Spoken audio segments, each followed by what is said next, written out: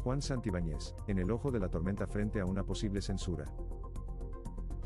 Dada la gestión de Juan José Santibáñez como ministro del Interior ha generado críticas tras el atentado con explosivos en la sede de la Fiscalía de Trujillo, la mayoría de las bancadas del Congreso aún no definen una postura oficial respecto a una moción de censura en su contra. Las declaraciones de diversos congresistas reflejan opiniones personales, pero no un consenso dentro de sus respectivas agrupaciones, lo que deja abierta la posibilidad de futuras acciones en el Parlamento. Fuentes de Fuerza Popular señalaron que sus miembros han sido instruidos para pronunciarse sobre el tema a título personal y no como partido, pues aún no se ha definido una posición oficial. Por su parte, el congresista Víctor Flores demostró que el auge de bandas como los Pulpos en Trujillo no es exclusivamente responsabilidad del gobierno central, lo que refleja un enfoque más local sobre el problema de la inseguridad. En cuanto a Alianza para el Progreso, AP, aunque aún no han tomado una decisión clara sobre Santibáñez, el secretario general Luis Valdés reconoció la gravedad de la situación de inseguridad en el país, y mencionó que podría ser necesario evaluar profundamente la gestión del ministro.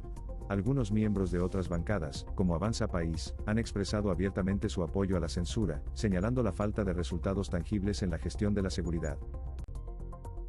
Desde Renovación Popular, la congresista Norma Yarrow indicó que la mayoría de su bancada apoya la censura, aunque se espera la aprobación del líder del partido, Rafael López Aliaga, para iniciar la recolección de firmas. Paralelamente, Diego Bazán mencionó que darían un plazo de 5 días para observar mejoras en Trujillo antes de impulsar una moción formal.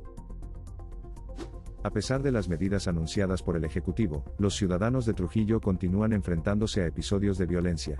El atentado contra la sede de la Fiscalía fue seguido por explosiones en viviendas de la ciudad, generando temor en la población y cuestionamientos sobre la efectividad del estado de emergencia decretado en la región.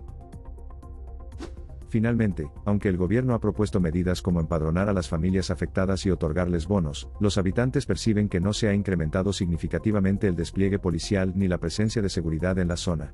Esta percepción de abandono subraya la complejidad de la crisis, y la necesidad de acciones más contundentes para restablecer el orden en Trujillo. Mantente informado y suscríbete a nuestro canal para más noticias.